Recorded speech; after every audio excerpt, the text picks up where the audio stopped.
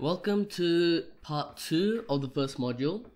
In this part, we're going to be talking a lot about the extra things we need to know about links, maybe text placeholders, and some things about HTML5. And maybe we might make a third part or another part to talk about inputting data, which is something that's pretty big in HTML, or especially HTML5, and that's something we'll look into later. So for now, we'll talk about placeholders. What are placeholders? Whenever you're designing a website for, let's say, a client or for someone else, you're going to first, you want some text inside. So let's say I say H1, heading 1, and then now I just want to show them our cool design. So I'm just going to write some text. So let's say I just repeat one letter over and over again. So as you can see, this doesn't really look appealing, nor does it look realistic, right? Because let's say whenever I open something, let's say we'll go to the Life Camp workshop.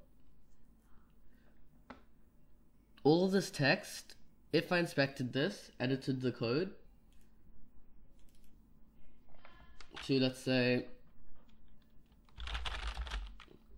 and I did the same with the other ones.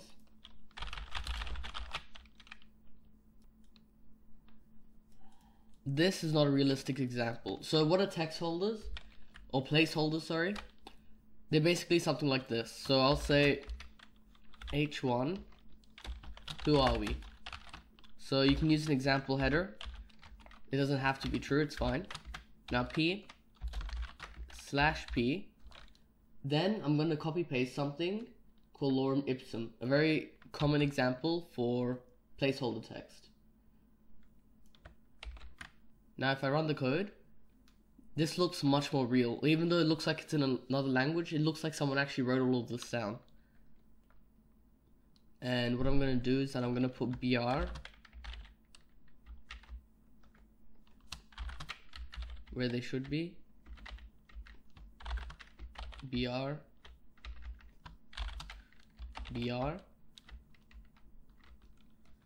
run code.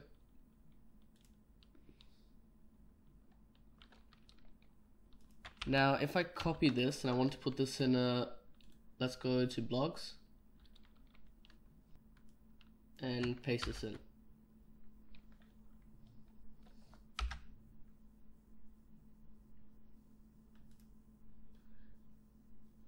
Now this looks much more realistic for text, for example. Although it's a lot of text to put at once, I think I took too much text, it's still a realistic example. So how do we find text placeholders like this? You can look up online and you can search up placeholder text, and you'll see something like this. You can use this text because this text is just an example, and you can generate as much as you want. So you can say how many paragraphs you want, how many words you want. So we'll say we want 100 words, and it'll generate the text for us. There are other generators as well. I think there was this really nice one. I think it was this one. Yeah. Far, far away. This one is basically a story. And even though the story doesn't make any sense, the story works really well as actual text. So I'll just copy this. Copy. You can also select all and copy the clipboard like here. Go back in here.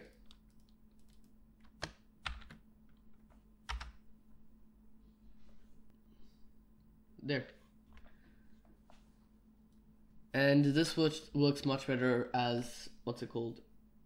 Placeholders. Now I remember the actual name. It was called dummy text, yeah. So this is basically called dummy text.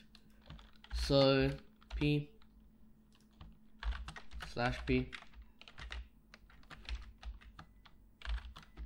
H1, heading 1, /H1. What is our story? Run code. Anyways, I used up a lot of time, but basically this is called dummy text. So if I search up dummy text, you'll have all these generators like I mentioned before. And dummy text is useful if you're making a website basically. Now, other than that, that's it for dummy text. Moving forward, now you have something called commenting. So let's say I'm writing some code. Right, so who am I, /h, oops, /h1, then I write here p/p,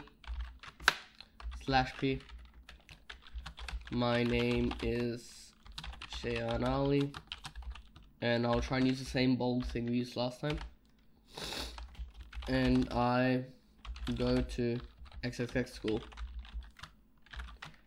/I. Now,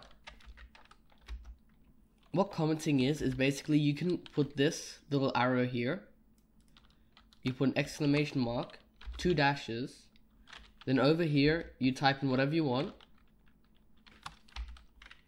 So I'll say, this is a short introduction to myself. It includes basic information about me. Then on the next line I'll write -- closing arrow. Now if I run the code, you'll notice that all of this I wrote here, or at least this part here, is not mentioned here. Reason being is because what we did here just now is called commenting.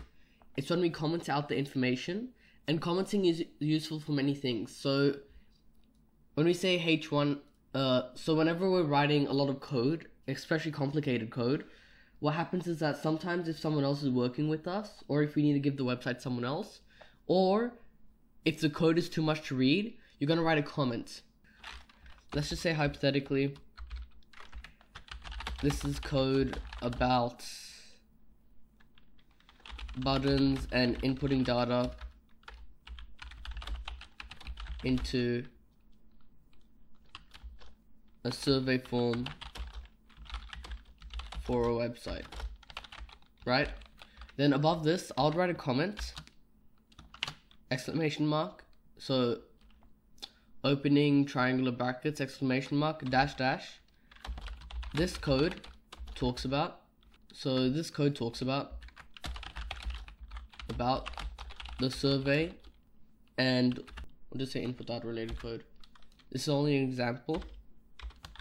So this is another example. So let's say, as we've shown here, so we'll just pretend this is some sort of complicated survey. We'll say this code talks about the survey and all input data related code, as you can see here. And this is what commenting basically is. So try it yourself, go to HTML editor, write out a website, and then after that, just copy paste some of the code you had previously, you might have saved in your workbooks or something. After that, just try commenting. See what happens. It's really useful, and this is commenting in a nutshell.